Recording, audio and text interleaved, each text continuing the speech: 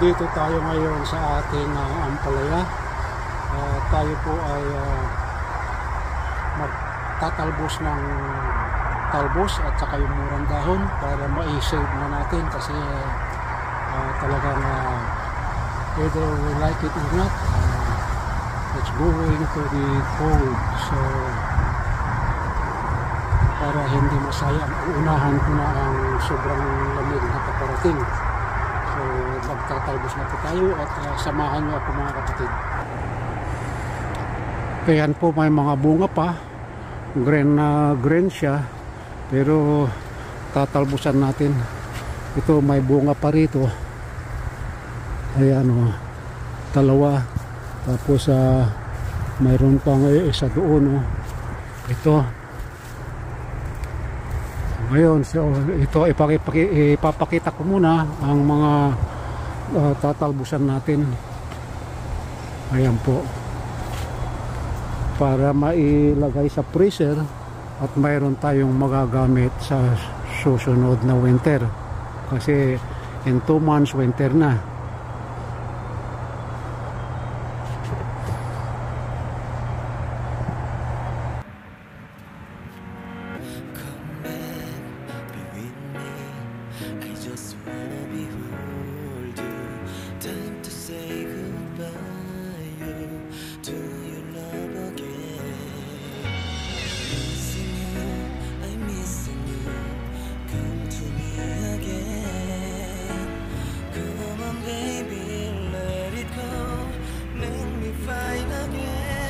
Ito, tignan natin kung gaano karami ang makukuha. So abangan na lang po.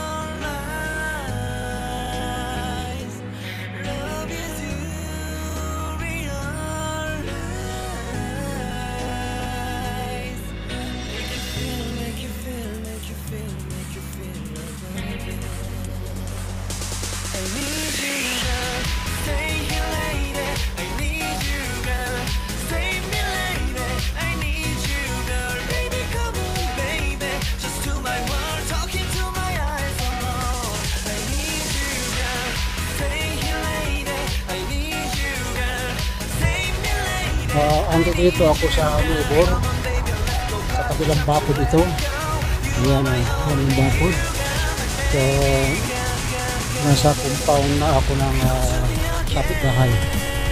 Wala namang tao kaya hindi ko maipaalam ako papasok sa backyard nila. Kung ando dito sana sila, pwede ko silang bigyan kung gusto nila. So dito tayo mag-aalis ng ngayon talbos. Andito nga may 3 bunga rito. So anytime pwede nang i-harvest yan. So tignan muna natin yung mga tatanggalin natin talbos.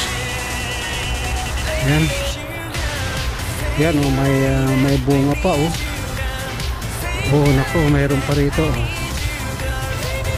Ayan. Ito pa. Ayan. Yan, ang daming talbos dito. Ayan.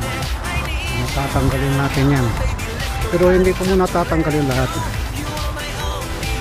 Ito may nahinog. Ayan.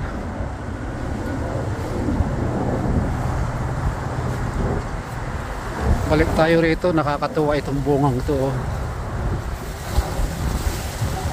Sarap na pampakbet.